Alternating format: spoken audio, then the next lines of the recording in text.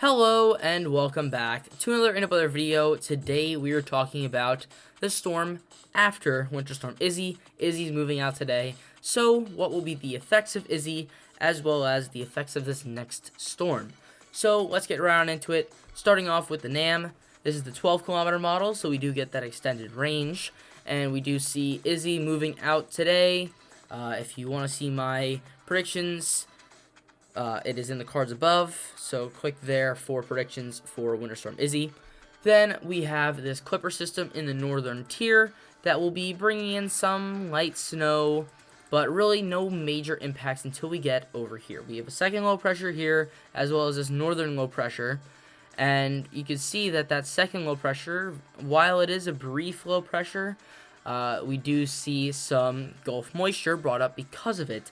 And because this northern tier low pressure will also be bringing in cold air, we will be seeing those two collide and maybe seeing some snow in parts of the country that haven't seen a lot of snow this year but have seen some snow, such as the Ohio River Valley and areas such as Louisville, Cincinnati, Pittsburgh.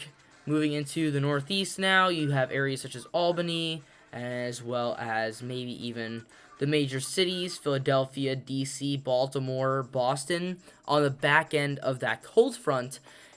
And since we do see that changeover from warmer air, you can see right before this, we do have some warmer air out in front, and then a quick changeover to cold air. Even areas that don't see any wintry precipitation from this could see flash freezes and any of the rain that just fell from this storm system freezing over, creating black ice, slick conditions, and just a mess. So even though this is a smaller system, this isn't just some, it's just going to be flurrying. It's fine. It's going to be one of those, it's a small system, but it could have some important impacts that won't be, in the forefront, but will be in the background.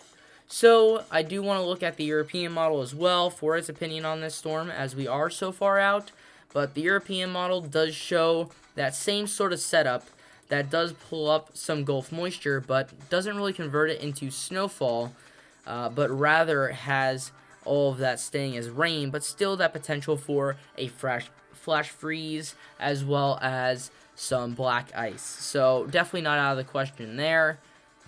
Then we potentially have a nor'easter as well from this. That's just in one of the model runs here. This is the 0Z model run from early yesterday morning, Sunday morning. And that showed a nor'easter coming in from this, which is a potential outcome we have to now consider with this storm.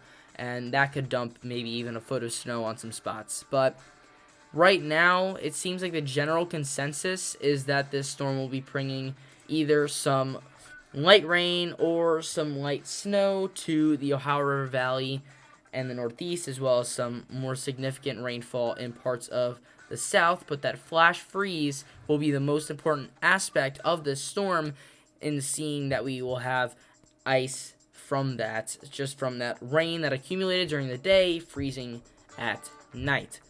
So, let's talk about those temperatures. Right now we have Izzy that's warming things up in the eastern seaboard, but after Izzy we will see the cold air start to dump back into the northeast, as well as much of the Great Lakes is already in that cold air because of that U-shaped jet stream that we have right now.